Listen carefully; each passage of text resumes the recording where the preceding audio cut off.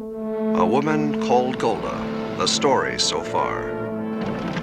Golda, the cigarette. What's the matter? You're afraid I'll die young?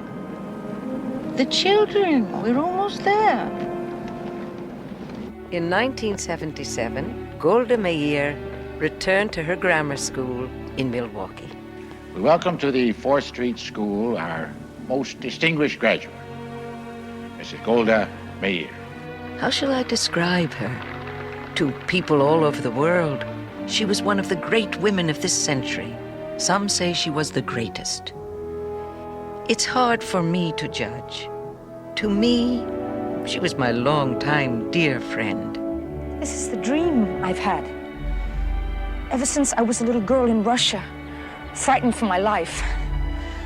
The dream that we can have the same peace and security other people have. The only way we're ever going to get it is in a Jewish homeland. If I won't go, you won't marry me. I'd love to marry you, Morris. I was thinking of a baby. I didn't hear that. I'm saying I think we should have a child. Really? When did the committee tell you we could go to work on this child? You are a very capable person. Whatever you do well. So, we want you to be a delegate to the Histadrut. Me? Oh, no, Ariel. I couldn't. I don't want to spend the rest of my life feeling sick and useless. Where will you go? It's up to you. If you'll come with me, I'll stay in Palestine. If not, I'll go back to America. So, we left the kibbutz, which I was very unhappy about. And we went to live in Jerusalem. And the years passed. Morris became a bookkeeper, and I became the mother of 2 children. You're not working? Well, I wouldn't call bringing up 2 small children exactly loafing. Well, I wouldn't call it anything very much, considering how badly we need your capabilities. He's got some hell of a nerve. Trying to talk you into Tel Aviv when I work in Jerusalem. He didn't have to try very hard. I took the job, Morris. In the years following the separation from Morris, Golda was intensely involved in Israel's struggle for independence. 1 whole year! You're trying to say somebody who came last week should go ahead of me? If I'll stay much longer, I'll die here. No, we're trying to get you all off. But the children first. On May 15th, the British will pull out.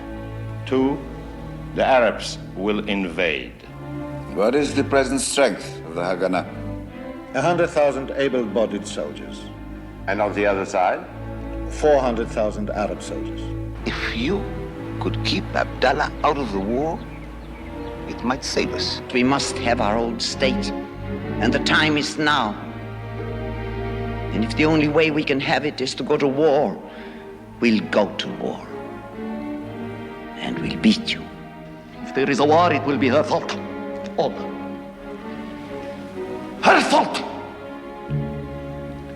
Because she's a stubborn, arrogant, damned woman. On this night, I could only think about the Arab Legion joining 4 other armies against us. I said to myself, I failed. There will be war. In a moment, A Woman Called Golda continues.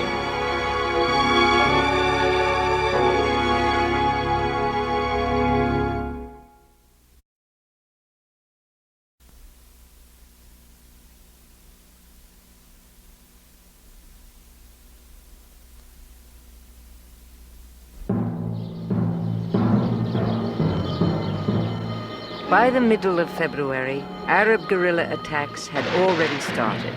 In 4 months, the British were scheduled to leave, and the Arab countries were certain to invade us. We needed arms. According to Ben-Gurion, to equip a Jewish army would require $25 million. There's only one country in the world in which we can raise so much money in so little time. I'm going to the United States immediately. I must make our American friends understand how serious the situation is. Excuse me, PG. I'm sorry to interrupt, but you can't possibly leave at a time like this. Look, what you are doing here, I can't do, but I might be able to do what you want to do in America. What makes you think that you can raise this kind of money? 2 reasons. I speak the language. So do I. And the other? I'm American. No, this is too important. Let us put it to a vote. A vote? Are you calling a vote to overrule me? Why not? We are founding the only democracy in the Middle East. In a democracy, the majority rules. Those in favor of sending Golda?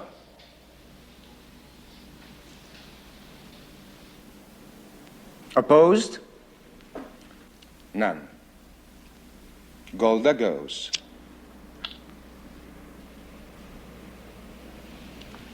No. Democracy.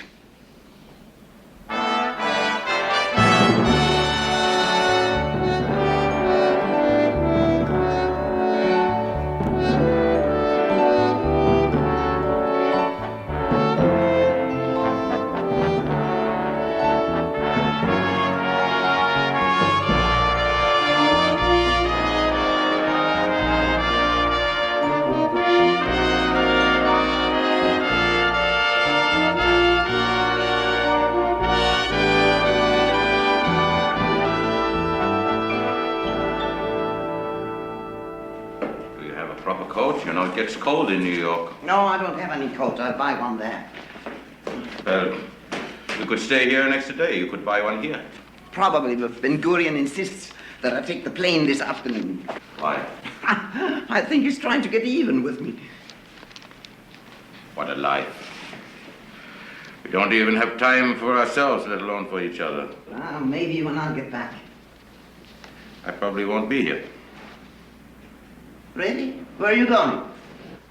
Pilsen? Pilsen? What's that? There's very good beer in Pilsen. Pilsner beer is famous. Well, yeah, what is this? You're not going to Czechoslovakia to drink beer. I'm leaving right away. Now, Ariel, please tell me. Well, you know that we have been trying to put together an air force with the Haganah. Uh-huh. Herr Hood has managed to buy some Messerschmitt 109 fighter planes. Well, what is in Pilsen besides beer is the Skoda munitions factory. They made Messerschmitts for the Germans. And I am going there to hire aircraft mechanics. Well, of course, I know the Czech government has been selling us arms, but the situation is very unstable there now. By the time you get there, the Soviet Union could be running things. And I wouldn't trust those fellows to be any friends of ours. How do you know? They would even let a Jewish agent into the country. I don't. And I certainly don't have time to be held up at the border while they bury me in red tape. So, do you have an answer for that? Well, I will parachute in. No, don't do it, Ariel. No, please forget the whole idea. It's all wrong for you. Why is it wrong for me? Because you're too badly needed here. Let someone else go. I am one of the very few people who can speak the language. Oh, there are others. For hiring mechanics, any businessman would do better.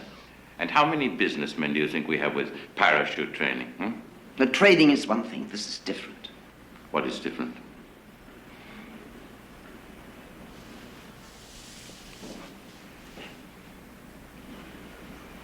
We'll never see each other again. Golda. Do you really think that you can talk me out of going? Not for a minute. You have to understand, Mrs. Myerson, this is not a Zionist organization. Some of these people, maybe a lot of them, are just not interested in Palestine. And all of them are sick and tired of hearing how badly we need money. Well, frankly, they're under pressure to raise funds for institutions in America. Jewish hospitals, Jewish charities all over the country, they need money too. It might be better if you didn't address this group, Mrs. Myerson.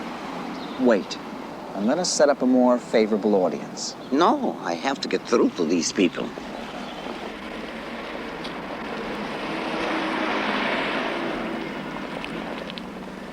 Well, then, it might be a good idea if you let me take a look at your speech? I haven't prepared a speech. You mean you don't know what you're going to say? I'll know when the time comes to say it. Please believe me when I tell you I did not come to the United States only because 700,000 Jews are in danger of being killed. That is not the issue. The issue is that if the Jews of Palestine survive, then the Jews of the world survive with them, and their freedom will be assured forever. But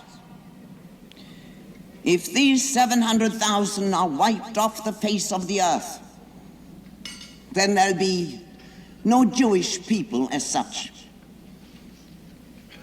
And for centuries to come, all our hopes and dreams of a Jewish nation, a Jewish homeland, will be smashed. My friends, when I say that we need money immediately, I don't mean next week. I mean right now. In less than 4 months, we'll be fighting for our lives against cannon and armor. It is not for you to decide whether we'll fight. That decision is taken. We will fight. We'll pay for the birth of our nation with our blood. That is normal. The best of us will fall, that is certain. There is only one thing for you to decide, whether we'll win or we'll lose.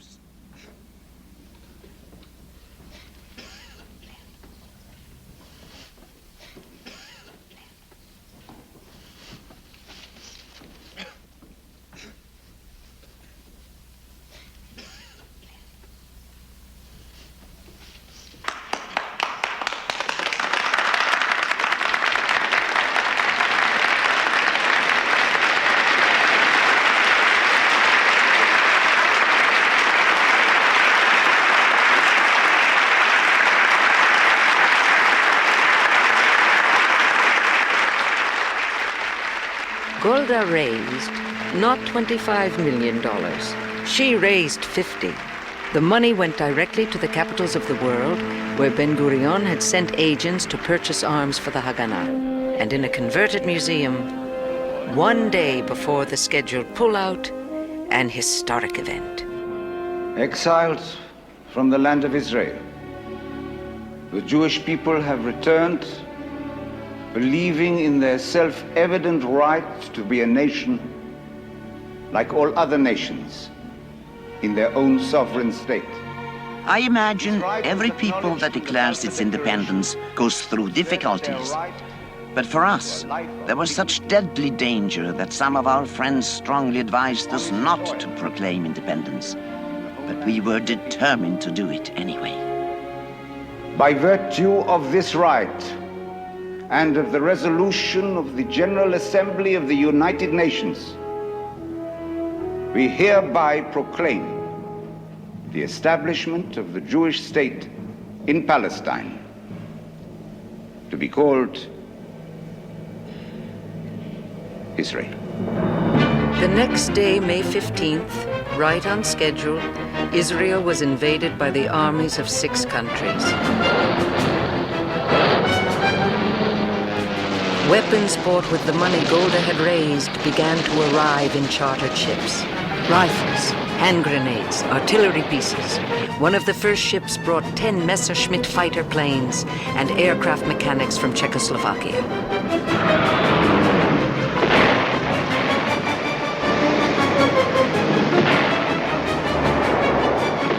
In a few more days, the Arabs were being driven back or contained on all fronts. And with her work done, Golda flew home from America.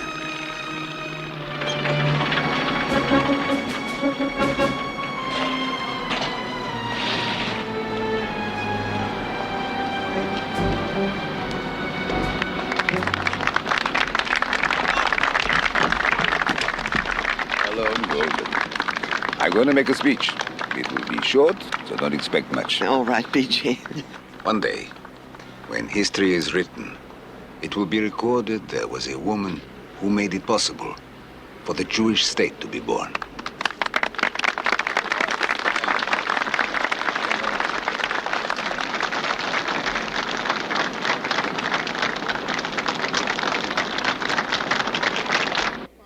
In the United Nations General Assembly, the Arab countries now accepted a proposal for a ceasefire. It left Israel with some gains over the partition plan, but it divided Jerusalem, with the old city in Jordanian hands. And despite the UN agreement, for the next 19 years, Jews were denied access to their holiest site, the western wall of Solomon's Temple. And the problem of the Palestinian refugees was created. I'm sure some Palestinian Arabs fled because they were frightened. But many left because their leaders told them to, promising that after we were driven into the sea, they would come back and take over Jewish property. Of course, we were not driven into the sea. And those people became homeless. None of the Arab countries would give them a home.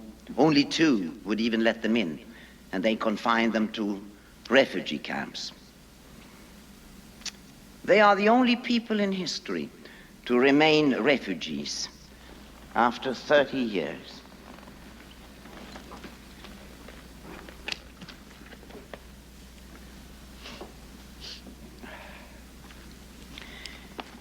Now, David Ben-Gurion was the first Prime Minister of Israel, and he appointed me to his cabinet as Minister of Labor.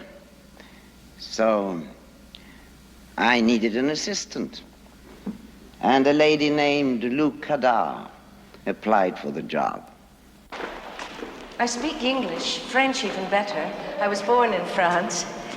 How are you at writing letters? Oh, would you like to see a sample? I read that a stevedoring company executive just died. You might want to send a letter of condolence. What a beautiful letter. Did you know this man? Yes, actually. Was he as much of a saint as you say? He was a son of a bitch. You might be very good at this job. Do you think you'd like working with me? I would love it. How do you know that you'd love it? I was with the Haganah. I was wounded. I haven't worked since I got out of hospital. Madam Minister, I'm tired of being hungry all the time. That's a good answer. All right, as far as I'm concerned, the job is yours. But I have to check with Ben-Gurion before it's definite. Oh, will that be a problem? Absolutely not. No problem at all. What's the name again?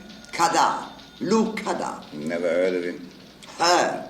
The point is not whether you've ever heard of her. Correct. The point is you don't need her. I'm sending you a very fine man. He's been liaison to the Zionist office in Geneva.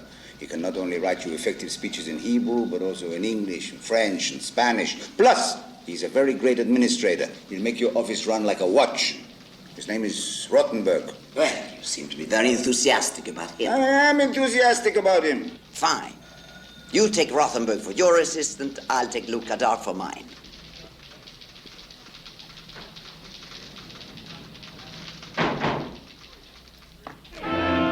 Israel had peace, or what was hoped would be peace, and with it, a tidal wave of immigrants. Jews not only from Europe, but from Arab countries, from Syria, Egypt, Lebanon, Tunisia, Morocco, Yemen. The Minister of Labor had to find them jobs. Shalom, Mr. Friedenthal. Shalom. How is it going? Well, Madam Minister, you have to understand that these men never held a brick or a cement block in their hands before. I do, of course. We depend on you to teach them. Well, they learn quickly. But I have a problem. Yes. In my group, there are 10 men, and I speak only 6 languages.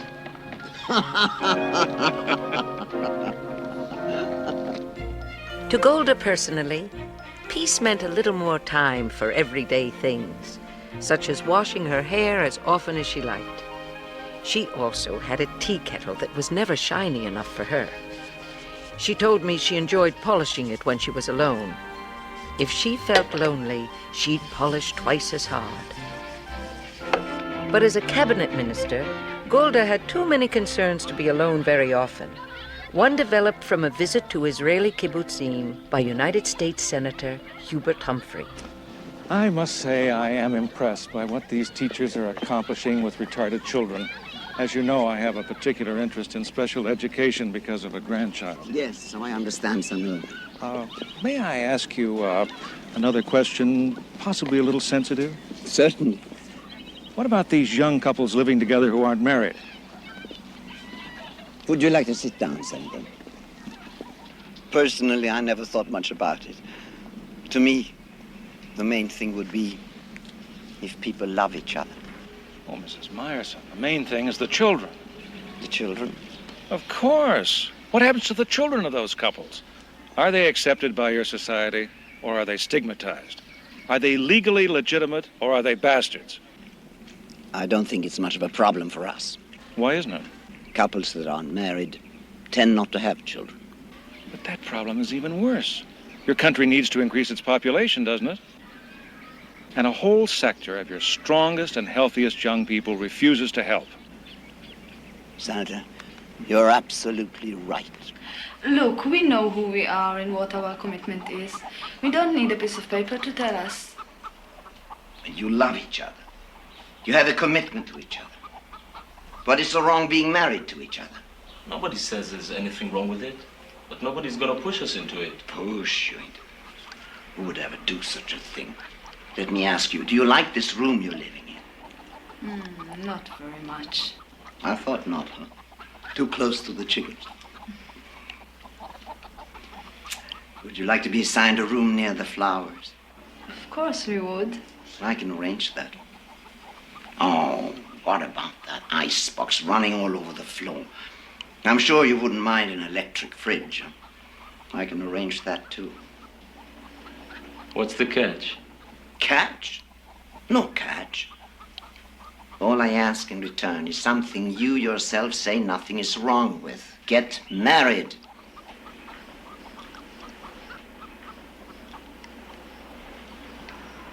Would you come to the wedding, Golda?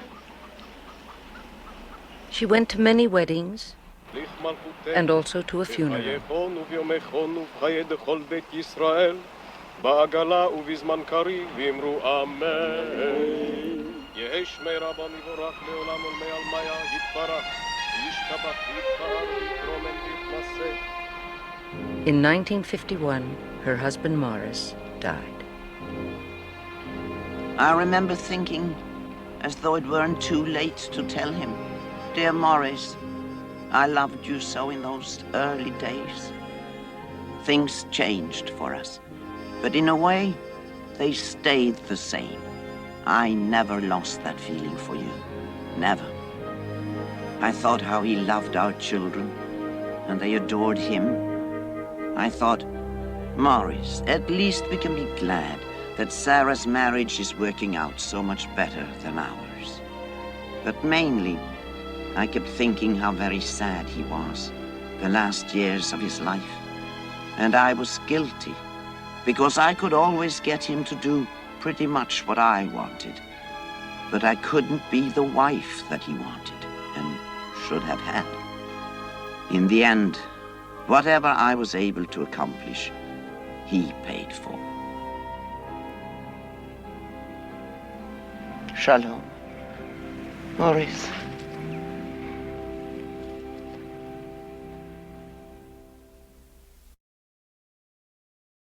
Golda was Israel's labor minister for 7 years, doing what she loved best, working with people to provide the solid things that people needed, like housing, and some of the things that turn a desert into a homeland, like trees.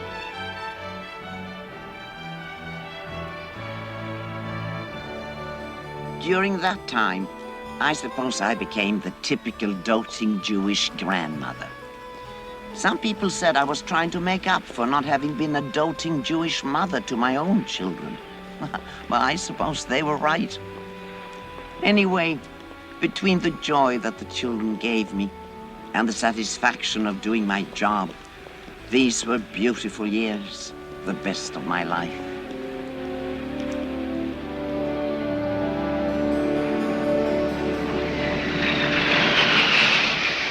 With the coming to power of Colonel Gamal Abdel Nasser in Egypt, the end of Golda's beautiful years was inevitable. From bases around Israel's borders, Nasser sent terror squads called Fedayeen to stage indiscriminate attacks, such as the killing of 6 children and their teacher in an agricultural school. The official Cairo radio made Nasser's intention clear. Weep, O Israel, the day of your extermination draws near. We have found the way to strike you. There will be no more arguments at the United Nations. There will be no peace. We demand the death of Israel.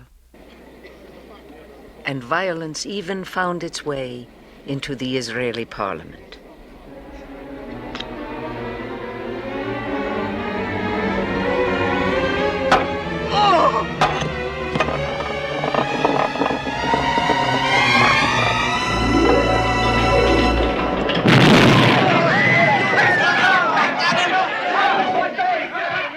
Golda saved Ben-Gurion's life that day. For the rest of her life, she carried shrapnel in her leg.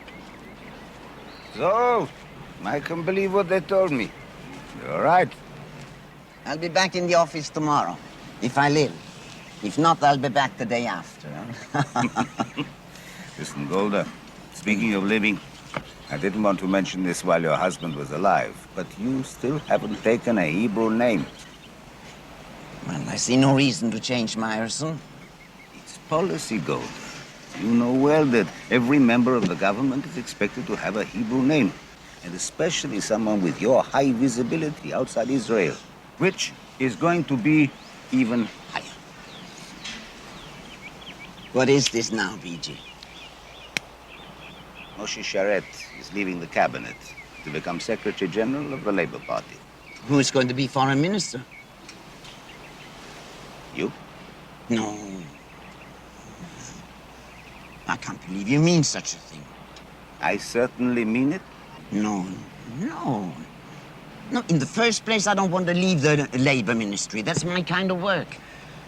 No, the Foreign Ministry is full of sophisticated intellectuals with Oxford and Cambridge education. How could I fit in with them? You will make them fit in with you. I know you will. You know, when somebody asked me how I could make a woman my foreign minister, you know what I said? I said, Golda is the best man in my cabinet. Excuse me, BG, if I'm not wild about the compliment. Fine, don't be wild, but don't be your stubborn self either. You're taking over as foreign minister, and that's that. I am stubborn, huh? Now, about changing your name. I thought of a name that's very close to Meyerson. Meir. It's a fine old Hebrew word that means to illuminate, to shed light. Golda Meir, golden light. You should give this your most serious consideration. Anything else I should do? Yes, you must understand that it is not in my nature to make a fuss about what you did for me, as much as I appreciate it. Don't you think I know that? And another thing, there must be no argument about it. You've got to take a little better care of yourself. Don't be in such a hurry to come back to work. Go and spend some time in a nice hotel on the seashore. Rest. Relax. Let your leg heal. Caesarea is a nice place. No argument, BG. I'll do exactly as you say. A week should be more than enough. Almost as soon as Golda Meyerson became Golda Meir, Israel's second foreign minister, She had the problem of Israel's second war. The Arab leaders had never accepted peace. Egypt's President Nasser had nationalized the Suez Canal and closed it to Israeli ships. And he was staging a massive military buildup with weapons supplied by the Soviet Union.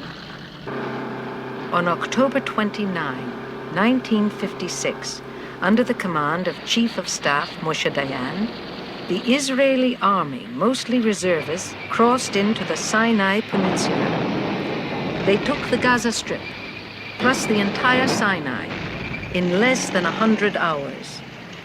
But military victory turned into political defeat at the United Nations. Israel came under intense pressure to withdraw.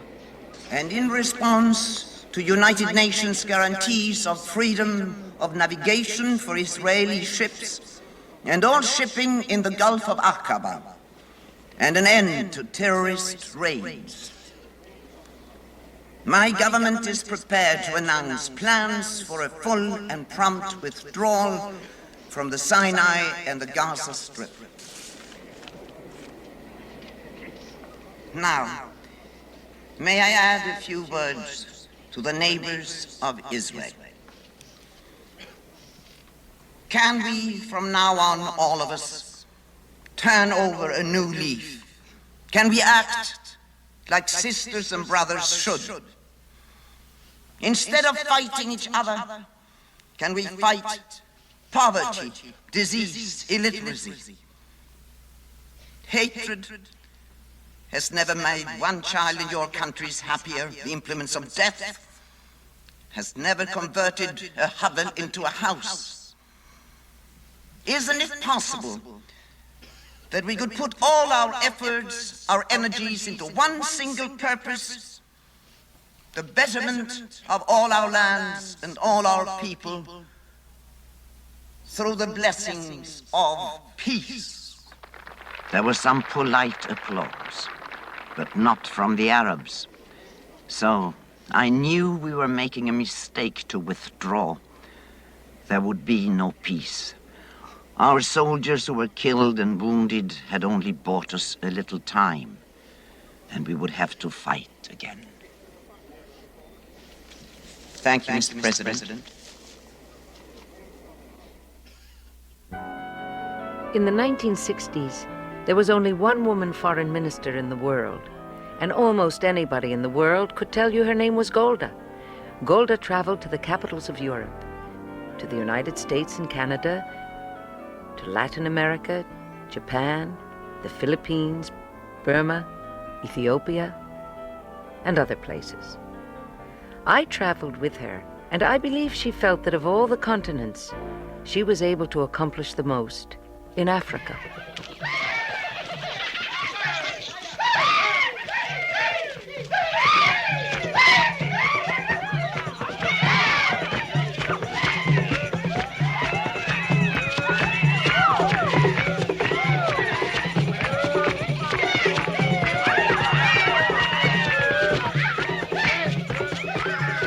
Golda set up a program for thousands of Africans to come to Israel to study subjects like hydrology and agriculture. And thousands of Israeli doctors, engineers, and technical specialists were sent to Africa. Mrs. Mayor, my question is, why is Israel going to the considerable expense of this program? Israel is a small and poor nation that has learned some hard lessons about economic and social development. We feel the responsibility to share what we've learned with other small and poor nations. Mrs. Mayor, that sounds very nice, but I am from Algeria. Your country is being armed by France. That government is fighting a brutal and ruthless war against our people.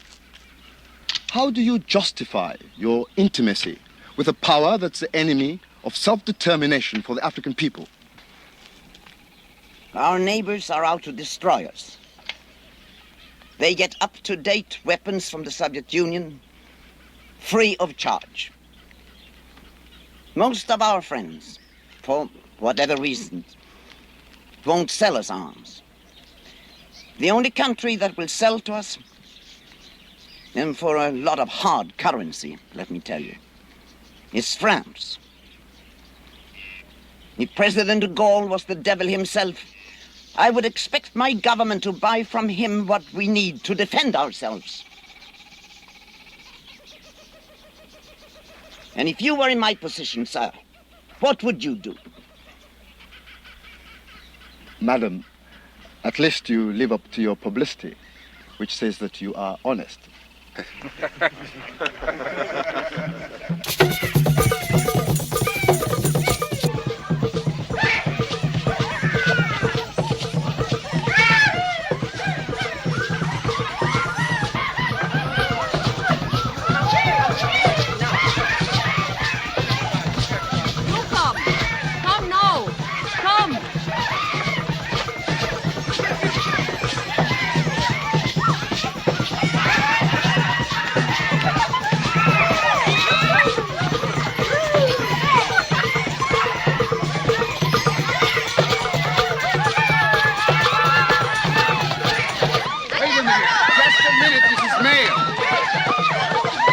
Just a minute. All right, Bobby. What's all right? We don't know where they're taking you. Don't worry, Abby.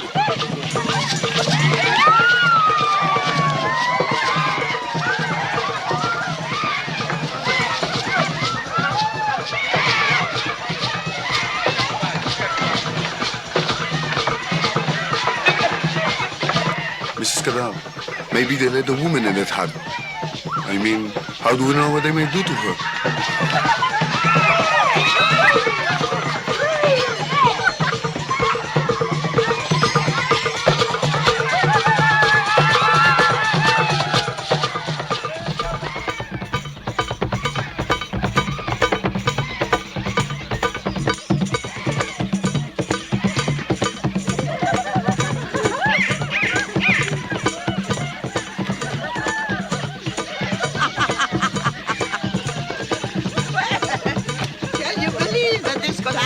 Little Golda Marbovich from Kiev and Pinsk and Milwaukee. What happened? I'm now a member of the secret society of the Zoe tribeswomen. I'm the only foreign woman they have ever admitted. Oh, Lou, must have a photograph of my grandchildren. Oh, yes, we'll take a picture, but what went on in that hut? Oh, it is the secret society. It was a secret ceremony. I'll never tell. And she never did.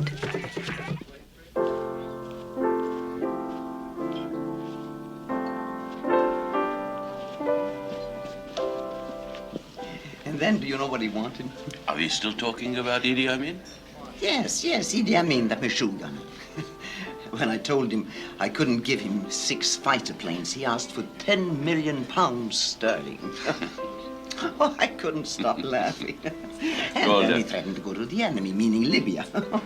I should have handled it better, but... Golda, you never chat. What? Chat. Small talk. Especially at a dinner like this. You never do. Oh, you want to chat, huh? No. Chat. Chat.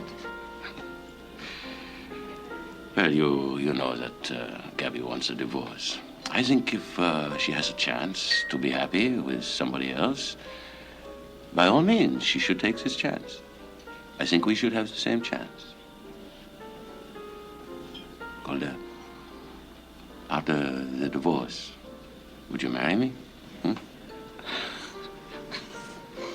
Now, this isn't fair. You say chat. Is this a subject for chatting? Compared to Idi Amin? Yes. I don't know what to say. I must sleep on it. I must wash my hair and think. Oh, we both have such important work.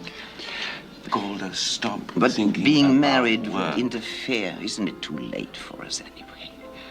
Start thinking about yourself for a change, before it really is too late.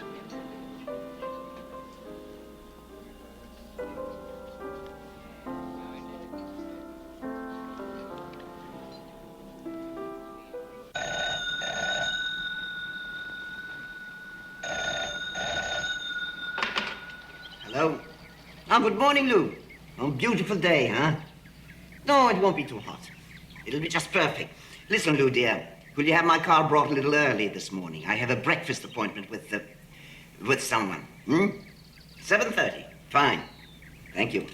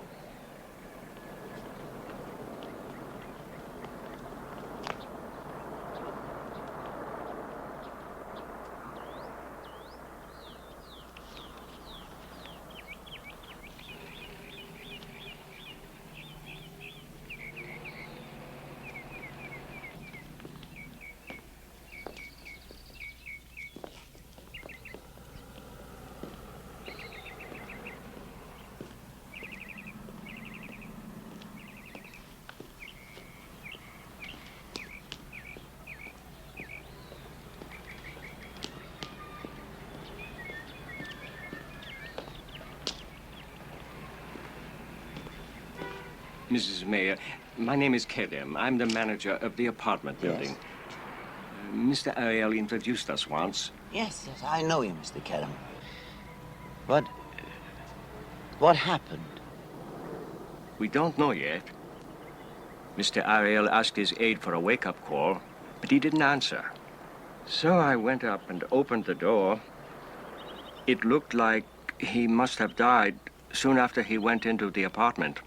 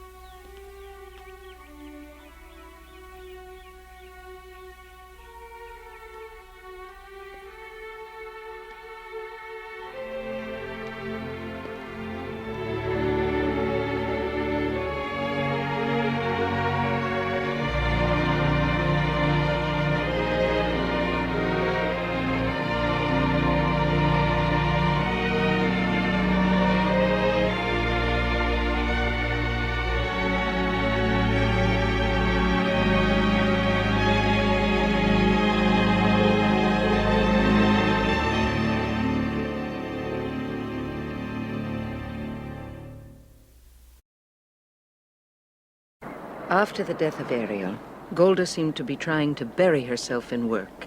I thought she might succeed, but she collapsed a few times from what was obviously exhaustion. I finally got her to go for a checkup by the same kind of gentle persuasion she used on her cabinet colleagues. I swore up and down, if she didn't, I'd quit. Those lumps don't mean anything, do they?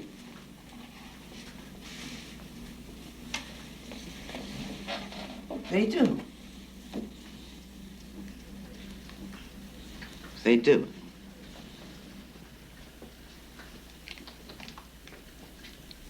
No.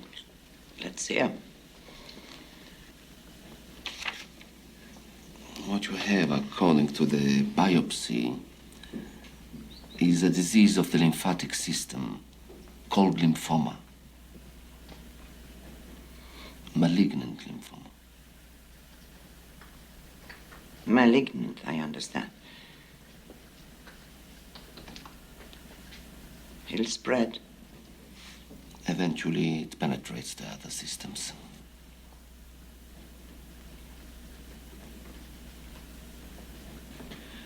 How much longer do I have? It's not a rapidly metastasizing condition. I'd say you have a good few years ahead of you. Well, I'm 66. How long can I expect to live anyway? But the question is, those few years, Will they really be good, or will I be suffering? There's very little pain associated with this disease, Mrs. Mayer. There'll be no real suffering for most of its course. What about my mind? Your mind? I don't want to live 1 minute after my mind isn't clear. Your mind won't be affected.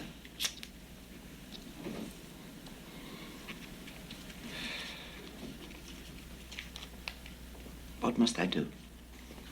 Practically nothing. Your motor and sensory abilities are not impaired, so we won't go in for heavy chemotherapy at this time. Just a few simple drugs. Drugs? What drugs? Oh, listen, Doctor, I'm a person who can't even take aspirin. We'll discuss each one as we come to it. Will they make my hair fall out? One or two, possibly. No, absolutely not. No, I don't care. I won't take any drug that would make me lose my hair. All right. If you feel that way, we'll avoid those medications and go to different ones. Good. And I trust you. On one condition. If anything about this is ever going to be told to anyone, I will choose who and when. Otherwise, it is a strict secret between you and me. Is that agreed, Dr. Lander? Agreed, Mrs. Mayer. Oh, another thing. Yes. Would it hurt you to call me Golda like everybody else? Well? Well, it's what you said. A slight case of exhaustion. That's all? You're not satisfied with your own diagnosis? All right. It's also complications with the shrapnel in my leg. What you going to do about that? Retire. Again, Golda? When? Why shouldn't I? Because you'd be bored to death. Come on, Golda. Can you see yourself out of politics? Much less retired? Yes, I can see myself with books that I've been wanting to read. Go to the theater, to a movie. I like the movies, you know. I can see myself with my grandchildren, spending time I never could with my children. Always looking at my watch. Do I have to go the way I'm forever rushing now? Why not Loom? Because Ben Gurion is retiring. That's enough of the laws for the country for a while. They say that Levi Eshkol will replace him, is that right? Probably. What will you do if Levi Eshkol asks you to stay on, which he certainly will? How can you desert a brand new prime minister of your own party? It's less than 2 years to the next elections. I suppose if Eshkol needs me, I'll stay that long. But not longer. Time is precious to me now. Golda stayed on the 2 years, then resigned, and was succeeded as foreign minister by Abba Eban. But her retirement didn't last long. From commanding positions on the Golan Heights, Syrian artillery had been shelling Israeli villages across the border below. One of the worst attacks was on the kibbutz of Gadot in the spring of '67.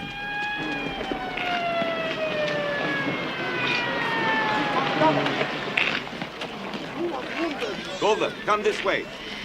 This way, please.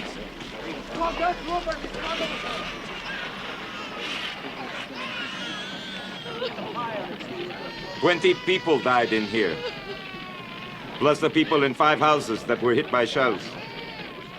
Plus the kindergarten building and 2 nurseries. Total casualties. Eshkol, stop.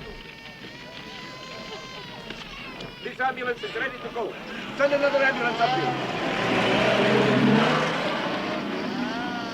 Why? Why did I have to see this? I'm retired. I'm a private citizen. It was bad enough to hear it on the radio. Why did you send the car for me? Because I want you to have a clear picture of what's happening here.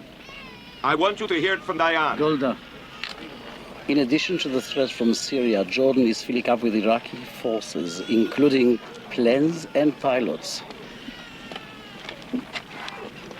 The King of Jordan just placed his forces under the command of an Egyptian general. Egypt now has got troops along our border, as in '56, and more tanks, Golda. There is a very big difference. This time, there are the United Nations troops between as a buffer. Nasser ordered the UN out, Golda. They won't leave. The UN gave us guarantees. They are leaving. Our observation planes spotted them at first light this morning. The UN is moving out. As soon as they are gone, Nasser will close the straits and choke off Eilat again. He says so. If we accept all this, we might as well cut our throats. Tell me what I can do. Come back to work, Golda. Well, Abba Eban is running the foreign ministry very well. I'm not saying run the foreign ministry. I'm saying run the party. We're splitting at the seams with all our differences. If you were Secretary General, you could unite the party like nobody else. What do you say, Golda? Of course.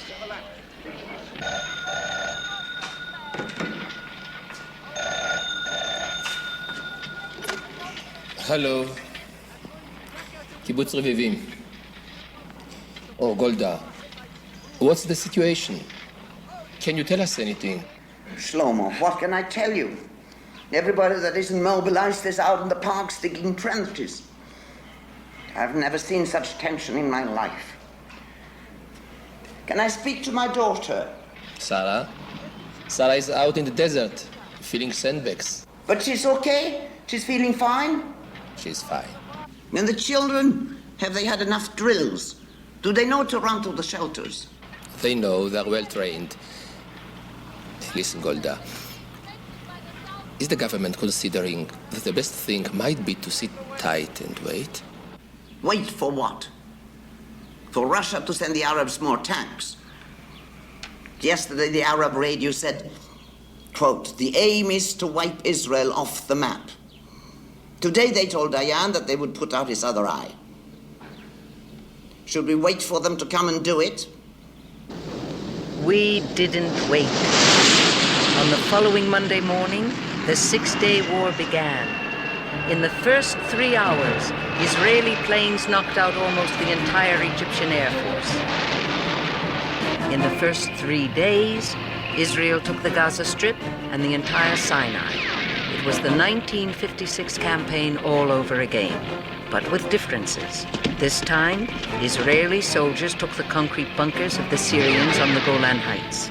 And when King Hussein of Jordan joined the Arab attack, Israel took all of Jordanian-held Palestine, including the old city section of Jerusalem.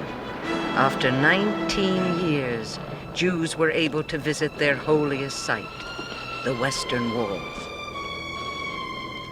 Now remember thinking, we have defensible borders again.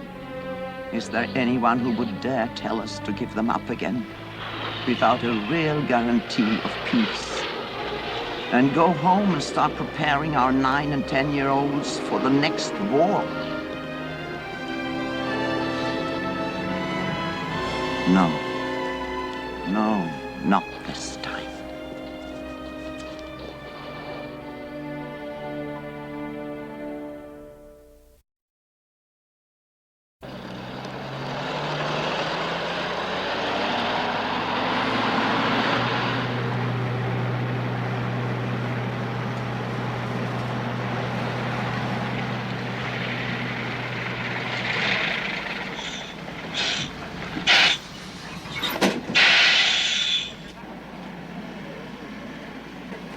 Shalom, Golda. My name is Leibel Lazar. I'm new in this route. Welcome to my bus. Oh, what are you doing? Golda Meir shouldn't have to carry groceries. Oh, Golda Meir can carry groceries like anybody else. Oh, I'm a private citizen again, thank God. I'm sure he doesn't know it yet. Wait till he finds out.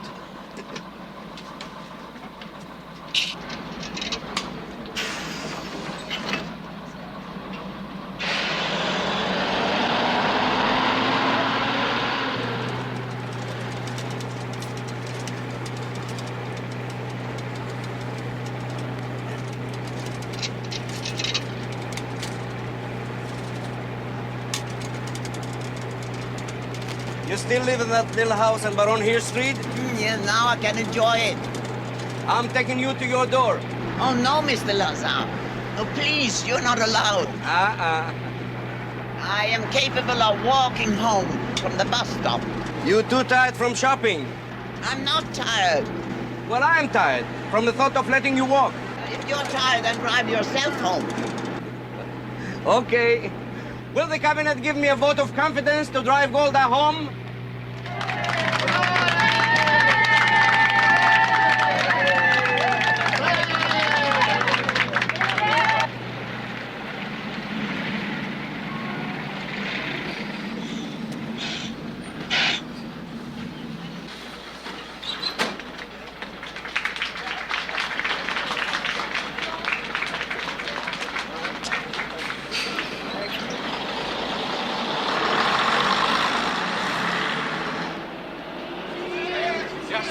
Mrs. Mayor.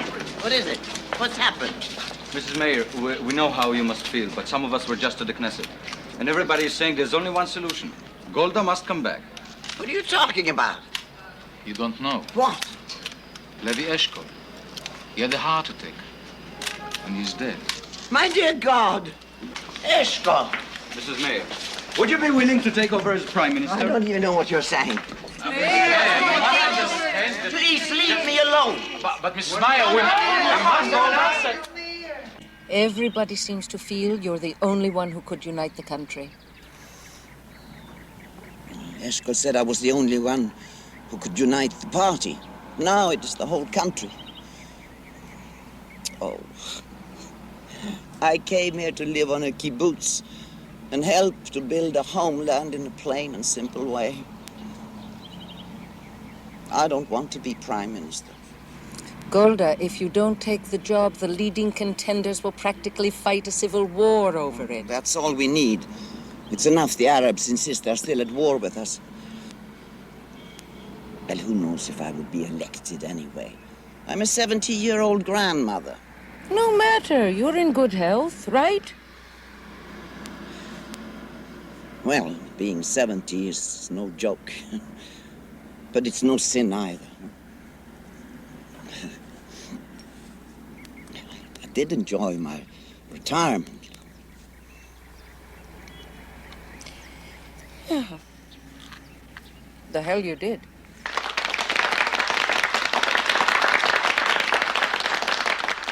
She was elected by a vote of 70 to nothing. Some of our friends in other countries have expressed concern that Israel, by maintaining strong armed forces, may become militaristic. I can only answer that I'm not in favor of a nice, liberal, anti-militaristic, and dead Jewish people. On the other hand, the victories that we have won have never intoxicated us. They've never made us forget our great hope, our great desire, which is for peace. A peace that means good neighborly relations with the Arab people is fundamental for the Jewish Renaissance. With all my heart, I pledge that this government will make every effort in its power to bring about a true and enduring peace.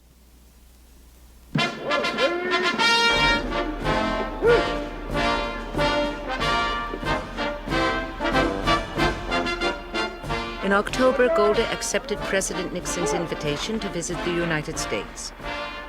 There was a spit and polish ceremony watched on television in Israel with great pride.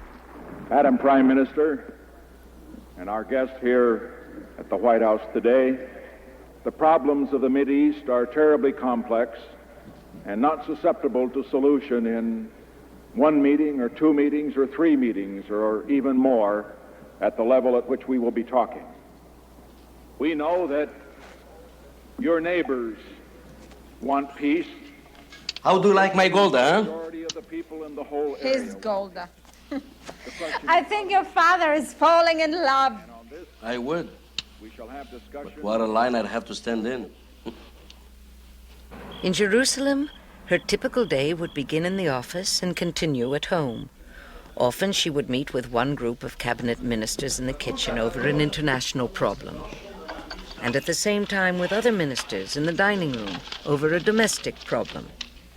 She was supposed to go to bed by midnight. It didn't always happen.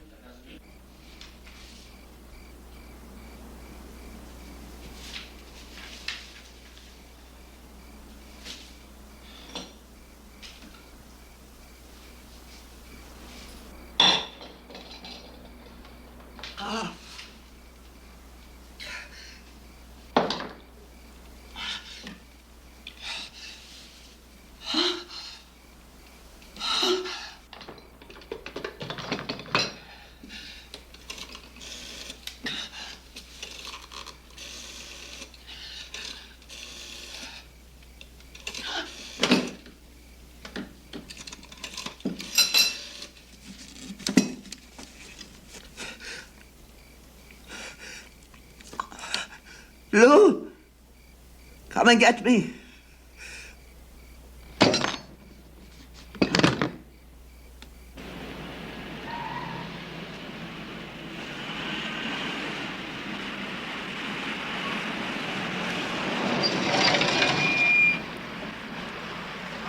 Did you order the white coats? Yes, I ordered the white coats, but what's the point of all this secrecy? Suppose it does come out that your leg is bothering you, what of it? Politicians have a way of blowing things out of all proportions.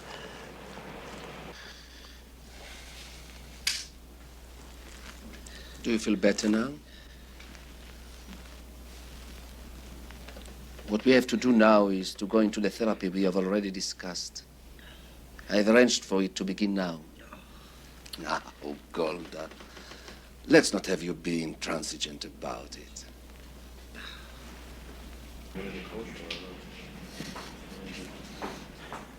Put it on. Everybody puts coats on. May I ask why, Mrs. So Mayor? you look like doctors. In a hospital, 4 doctors attract less attention than 4 ex-paratroopers. And Lou, please don't worry. Don't worry. Either that or you stay here. Put the coats on.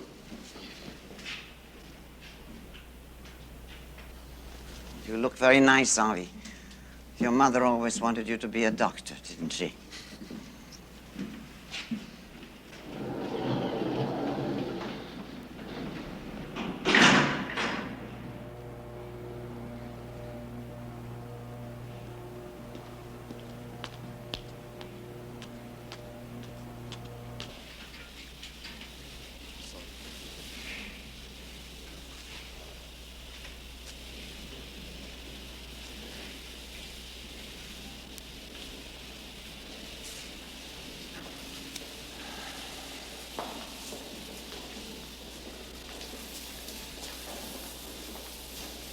We'll have treatments twice a week. I have arranged them for after midnight. And if there are leaks? We are treating you for the shrapnel in your legs. Remember, it makes my hair fall out. Just one hair.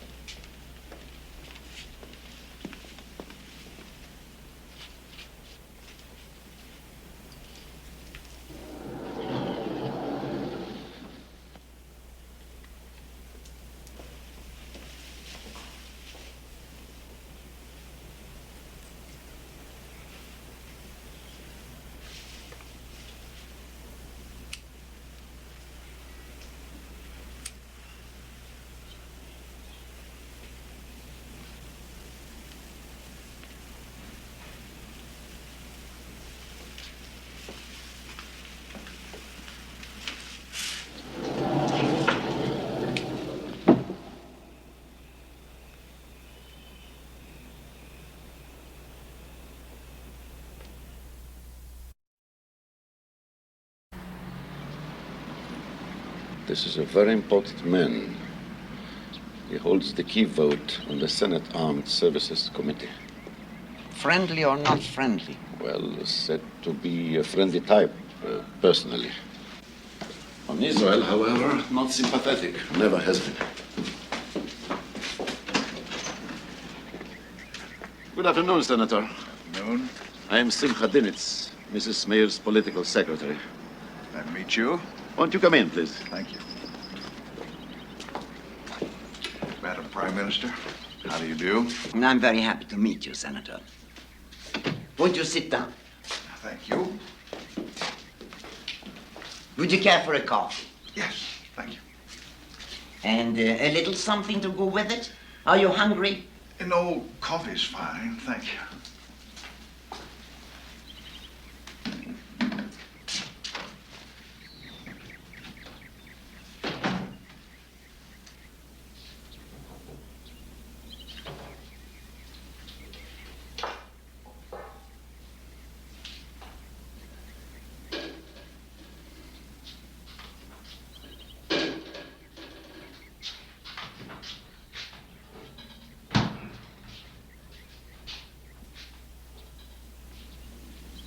What's she doing out there? Making coffee. You mean herself? And if I know her, a little something to go with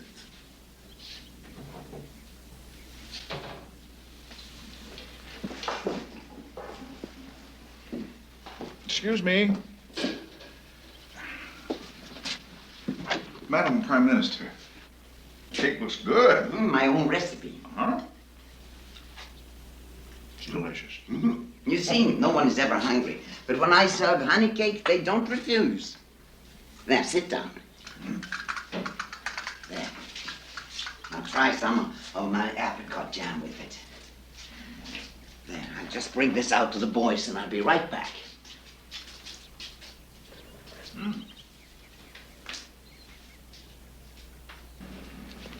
If you don't like the menu, it's your own fault. I told you to go home. Golda, you know we have to be relieved. But I don't need anybody today. I won't be going out anymore. Golda, we have our orders. And I won't tell anybody. I promise.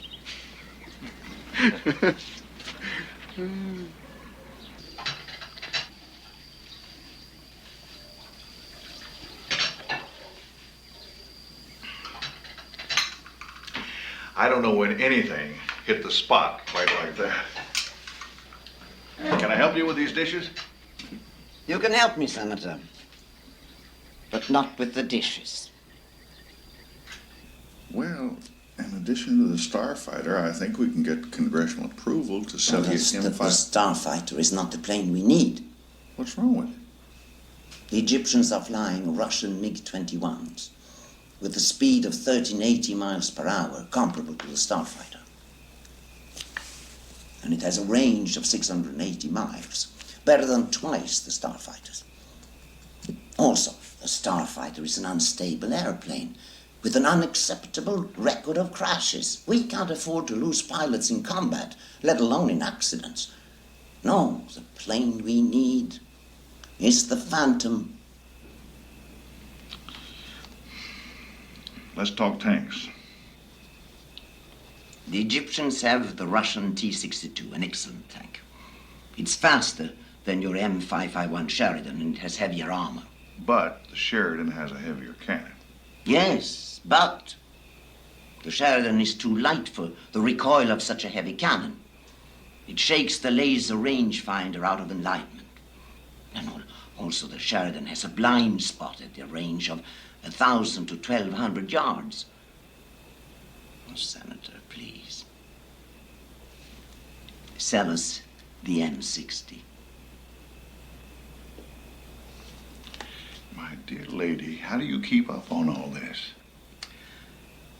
Oh, Senator. Don't you think I'd rather be up on schools, housing, farming, industry? But we have no choice.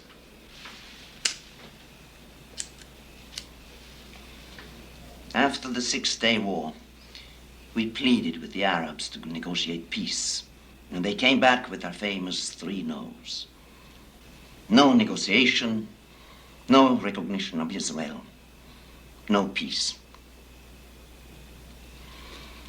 And the situation of the PLO is that Israel must be destroyed, even within its pre-war boundaries. I don't think the United States will ever let that happen. Oh, you remind me of your wonderful President Kennedy. May he rest in peace. He said to me, Mrs. Mayer, nothing will happen to Israel. We are committed to you. And I said to him, Mr. President, I believe you 100%. I just want to make sure that by the time you honor your commitment, we are still there.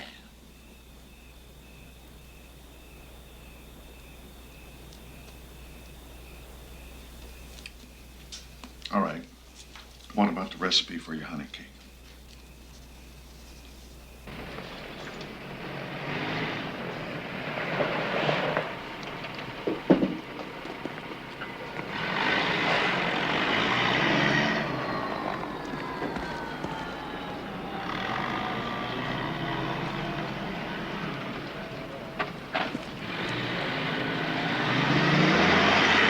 The Egyptian buildup is along the full length of the Suez Canal. It amounts to 100,000 men and over 2,000 tanks. And what do we have? Without calling up the reserves, 8,500 men. 276 tanks. The Syrians have 45,000 men against our 5,000. 1,700 tanks against our 176. What does intelligence say? We don't see the Syrians attacking us. We think they somehow got the idea we may attack them. And the Egyptian buildup? If Nasser was still alive, we'd be concerned. But Anwar Sadat is a cooler head. Sadat simply has his army on maneuvers. And nobody thinks we should call up the reserves?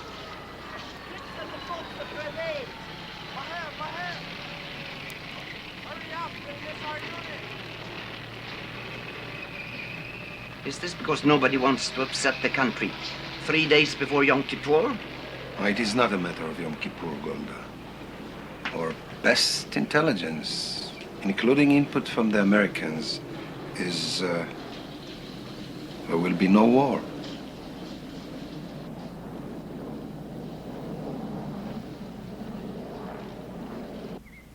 What do I know about it anyway? My instincts tell me to mobilize. But the facts are that it would cost millions and just about cripple industry, business, essential services. So how can I follow my instinct? Especially when the best military minds in the country advise against it. No, Lou, I must be getting old. Advice never stopped me before. But it wasn't only the General Staff. We had a cabinet meeting. And the vote was against mobilization. Unanimously. So, Toots, there you are. Excuse me, this just came. Oh, thank you, Avi. Go home to your family. Yom Kippur will soon be here. Shalom. Shalom. Another intelligence report.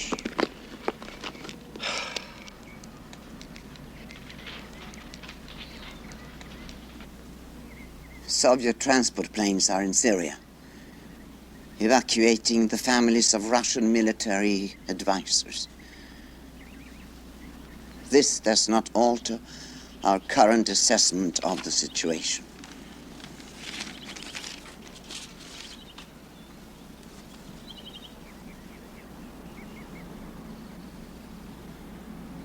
On the eve of Yom Kippur, the most sacred of all Jewish holidays, many Jews traditionally have a family dinner before the fast begins. This year, I just couldn't sit at the table. I left early and went to bed.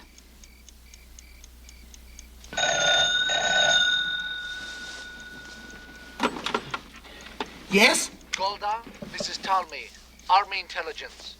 We have reliable information that Syria and Egypt will both attack this afternoon. They have amassed troops and aircraft on the Golan Heights and near the Suez Canal. Have you informed Diane and Dado? Yes, they've made a staff decision to call up reserve units for the defense line immediately. Every man in the country between the ages of 18 and 55 will be called. They say they need your approval for the next phases. And how soon can they meet you in your office? How soon? For the moment, all I could think was, I will never forgive myself. I should have overruled the cabinet and everybody else and mobilized yesterday. But it was a little late for that. I'm on my way.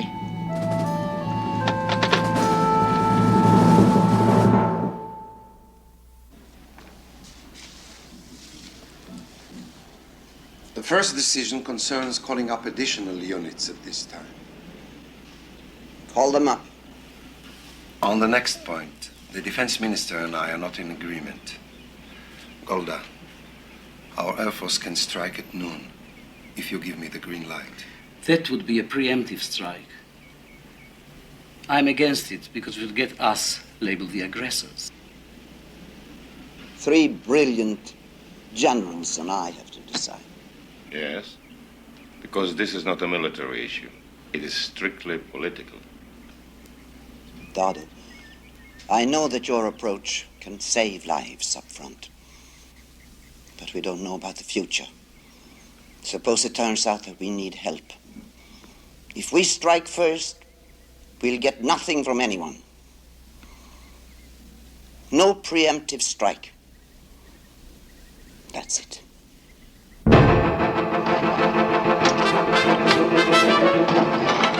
At 2 p.m. on Yom Kippur Day, the Syrians shelled Israeli positions and then attacked.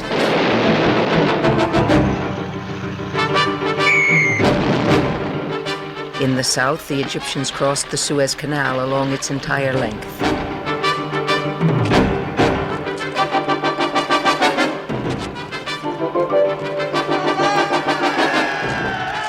The first 3 days of fighting threatened disaster for Israel. The Egyptian army overran Israel's strong points on the renowned Bar-Lev line. Their armored columns raced toward the critical desert passes. In the north, the situation was even worse. The Syrian army broke through on the Golan Heights, heading for the farm settlements below.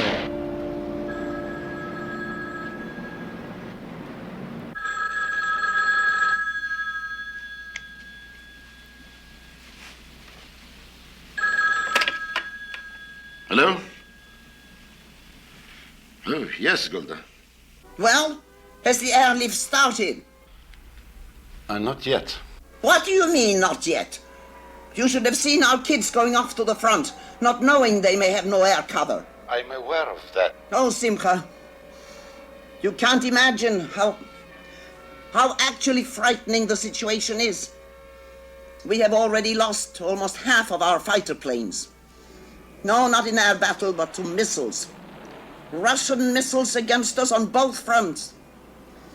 And our tank losses are just as bad. Golda, the Defense Department does not want to send us arms in U.S. cargo planes. I'm shopping around for other... It's too late for shopping. President Nixon promised to help us if we needed help. Tell him we do. And it has to be today. Tomorrow, we may be completely overrun. Call Kissinger and tell him. Call the senator who liked my cake. Call them right now. Golda, do you know what time it is here? I'm not sleeping, God knows, but they are. Tell Kissinger he can sleep when the war is over. Richard Nixon kept his promise. He personally ordered C-5 Galaxies to deliver tanks, rockets, and medical supplies. The fighter planes, denied permission to land in any of the European democracies for refueling, were refueled in flight. And on the 9th day of the war, the airlift reached Israel.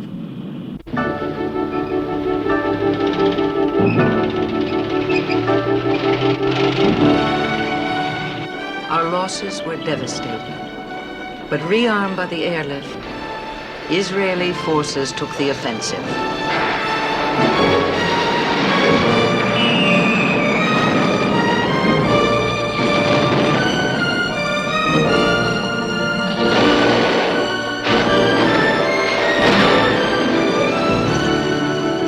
I remember thinking, thank God, we rejected the temptation to strike first.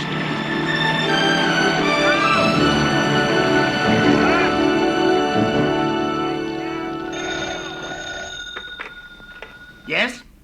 Dardo, where are you? The canal with Sheikh's division. Oh, don't be such a hero. You're the chief of staff. You're supposed to be in the map room. Diane and I are just looking things over. Listen, Golda. Can you hear me? Yes?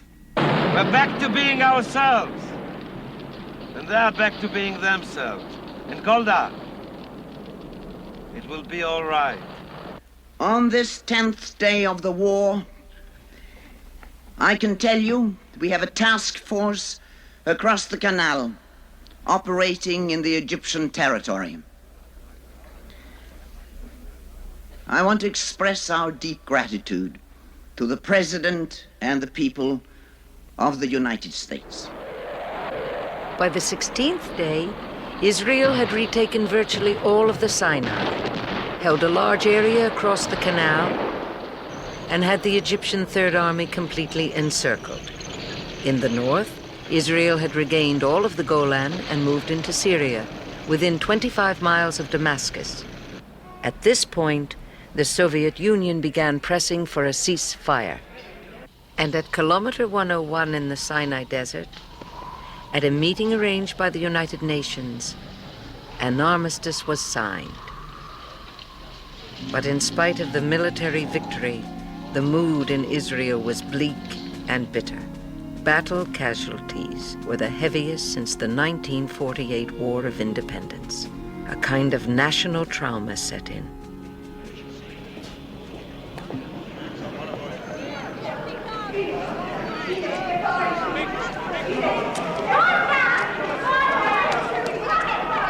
My son, when you called him up, he ran off in such a hurry, he forgot his dog tags. So if he's dead, how will I ever know? My son took his drugs. Why don't I know? If he's dead, where is his body? If he's not dead, if he's a prisoner, why can't anybody tell me? We are getting a prisoner of war list from the Egyptians very soon. That's the agreement. From the Syrians, I don't know. They won't agree even to that. Every one of us was in the fighting.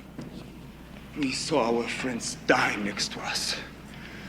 We have the right to ask, just when we had the enemy on the run, why did you agree to that ceasefire? I wanted to hold out for a true negotiated peace this time. I have spent my life pleading for peace. We are a very small country with a great and powerful friend. Sometimes we have to give in to that friend, even when we don't want to. We blame you for the war, because the country wasn't prepared. You should resign, and so should he. Defense Minister Dayan offered to resign 3 times. I insisted that he stay.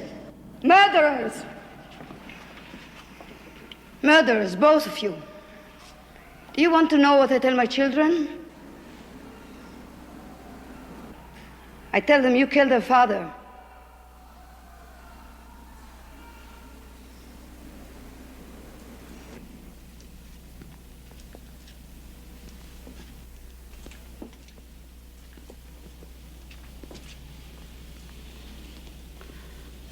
Do they think we don't care? There is no way to fight a war without losses, especially when the other side suddenly attacks. The Americans had Pearl Harbor, the French Maginot Line, the British Dunkirk. Those people seem to understand. Those people are not like our people. Do you think, Diane, that's why God chose us?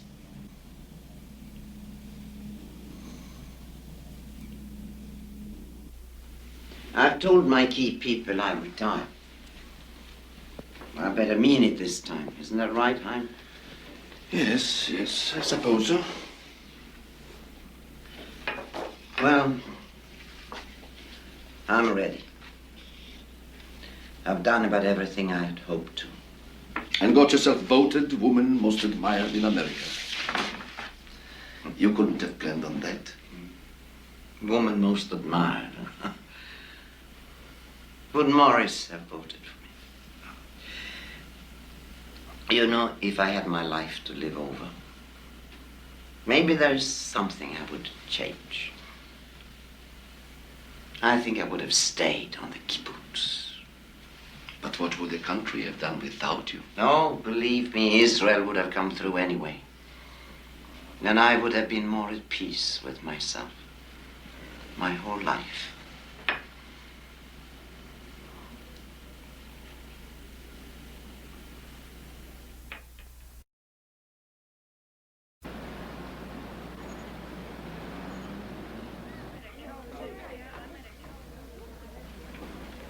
Why did you decide not to be a prime minister anymore? Well, there was a number of reasons. But one of them was, I was beginning to imagine that people around me were whispering, for God's sake, when is this old woman going to make up her mind that it's time for her to leave?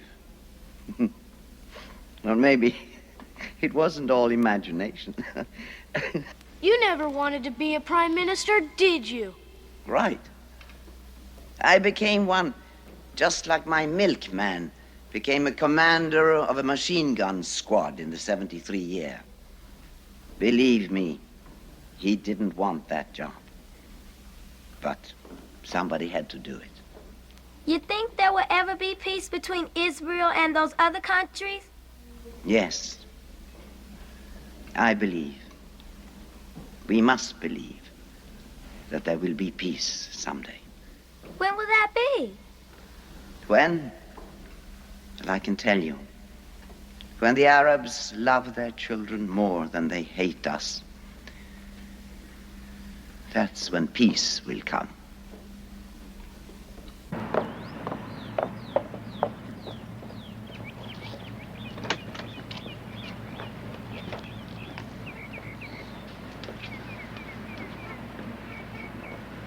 Well?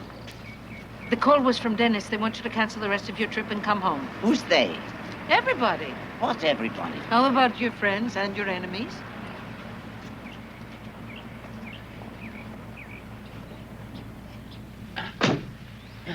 Golda, Sadat is coming to Jerusalem. Begin is going to meet him at the airport and bring him to address the Knesset. Sadat is actually coming? Not just talking about it? I'm not in the government. Now, what do they need me for? Need you? It's history. You're part of it. Oh, I'm ancient history. But if Sadat really wants to talk peace, I'd like to see somebody try to keep me away.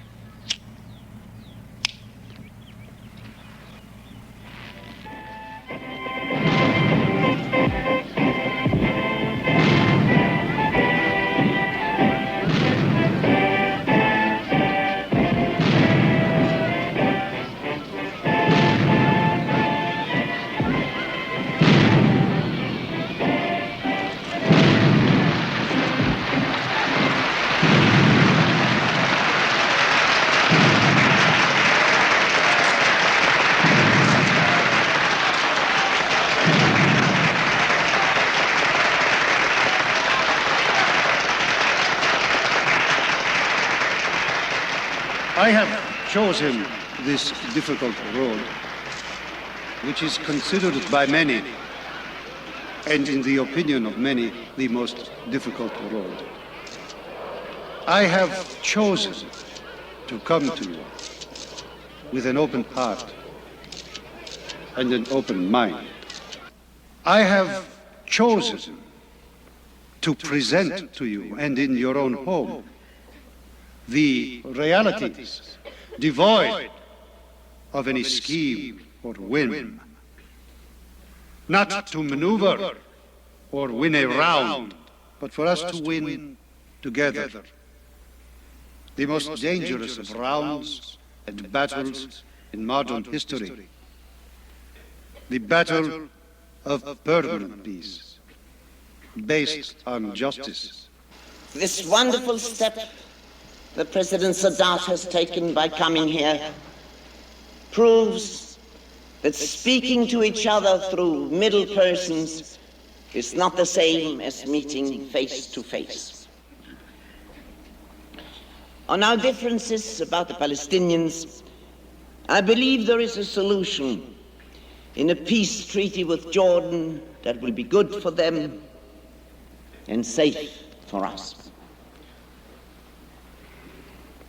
And now, I want to say something to President Sadat. As an old lady, I would say this. You always called me the old lady. As an old lady, my great hope is to live to see the day of peace between you and us, between all our neighbors and us. And as a grandmother to a grandfather, although you are just a new grandfather, I have a little gift for your granddaughter.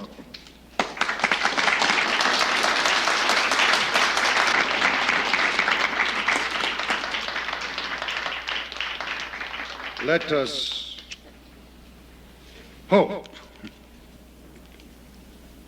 that through our genuine efforts in Geneva, we can bridge the rift that has taken place between us and establish peace once and for all on the two main points that I have mentioned to you now. Security and no more war. Whatever happens between us, we must sit and solve through peaceful negotiations.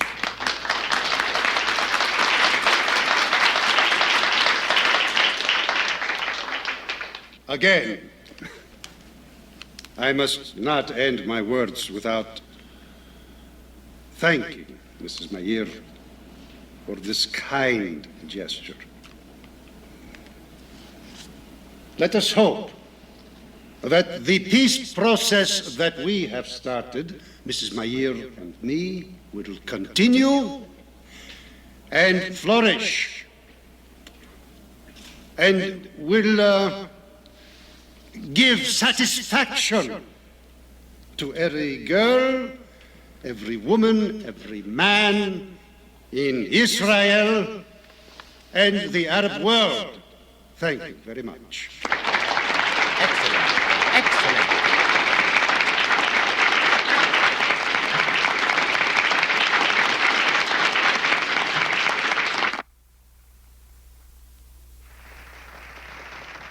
Ladies and gentlemen, the Honorable Ahmed M. Hamdi, Deputy Foreign Minister of Egypt.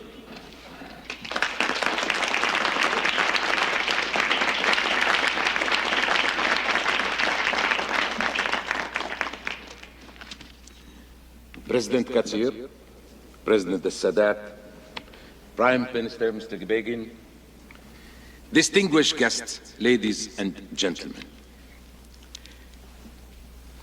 How exciting to be here in the holy city of Jerusalem at such an important time in history. Ladies and gentlemen, I now have the honor to present to you the President of Israel, His Excellency Ephraim Katzir.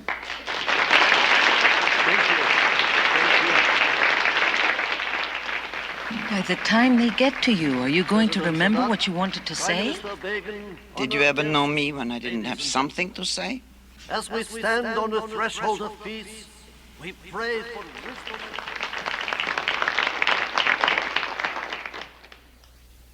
And now, it is my privilege to present a truly great lady of our time, or any other time. She has been called the Mother of Israel, the Earth Mother of her people. But mostly she is called Golda. Ladies and gentlemen, Golda Meir.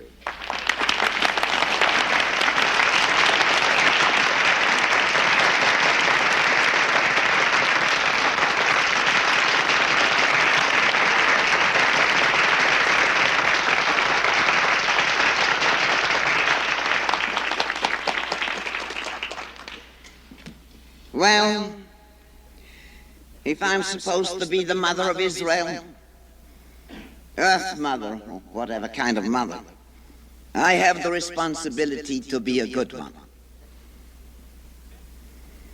And what a good mother would say to you now is, it's late, everybody's tired, go home.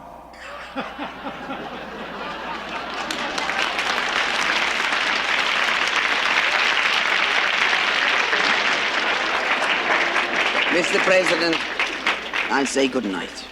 Good night, dear lady. I hope we see each other again soon. I'm glad you came. I am glad too. Very glad I came. So, let me ask, what took you so long?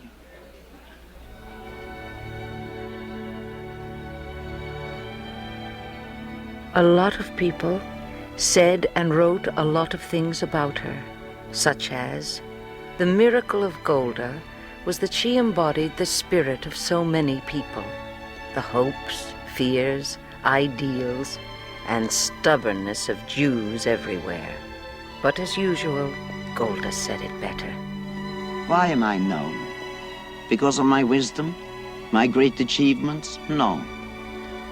I'm known because at the time of struggle for the Jewish people, I was one of a group that made it possible to have what we have, what we've been able to defend by the skin of our teeth.